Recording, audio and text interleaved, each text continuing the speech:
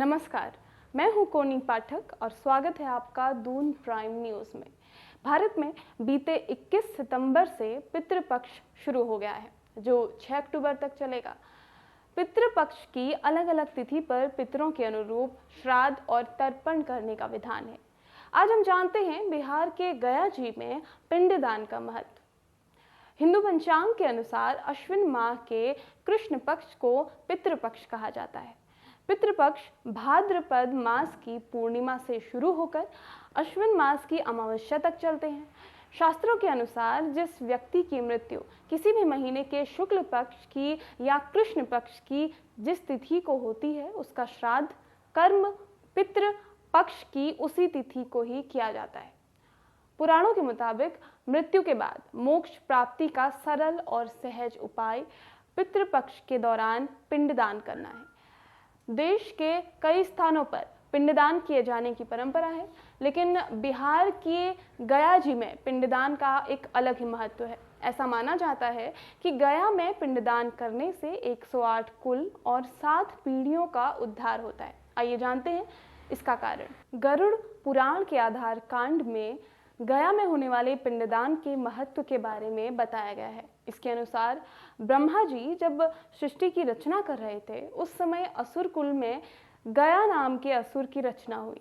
उसने किसी असुर स्त्री की कोख से जन्म नहीं लिया था, इसीलिए उसमें असुरों वाली कोई प्रवृत्ति नहीं थी।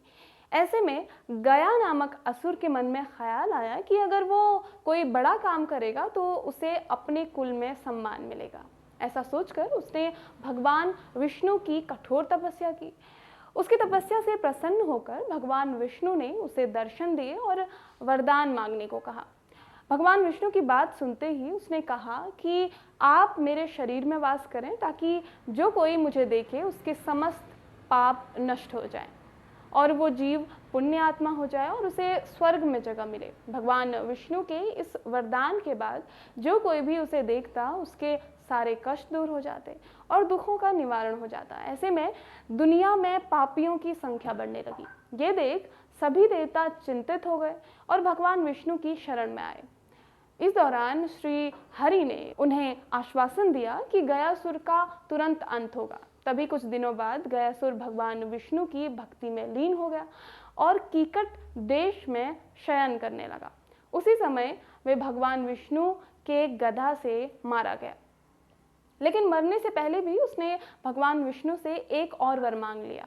उसने कहा कि मेरी इच्छा है कि आप सभी देवी देवताओं के साथ अप्रत्यक्ष रूप से इसी शिला पर विराजमान रहें और ये स्थान मृत्यु के बाद किए जाने वाले धार्मिक अनुष्ठानों के लिए तीर्थ स्थल बन जाएगा। गयासुर की इच्छा सुन श्री हरि ने उसे आशीर्वाद दिया कि यहाँ पितरों का श्राद्ध तर्पण करने से मृत आत्माओं को पीड़ा से मुक्ति मिलेगी। तब से ही यहाँ पर पितरों का श्राद्ध तर्पण किया जाता है।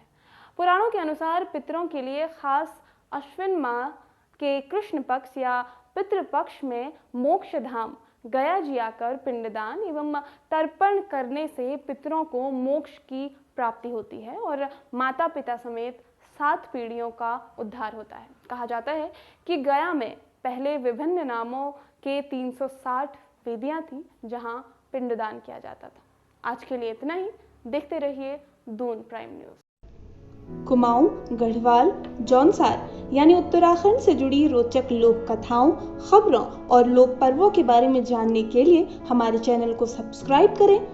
आप प्ले स्टोर से हमारा ऐप भी डाउनलोड कर सकते हैं, लिंक डिस्क्रिप्शन में है।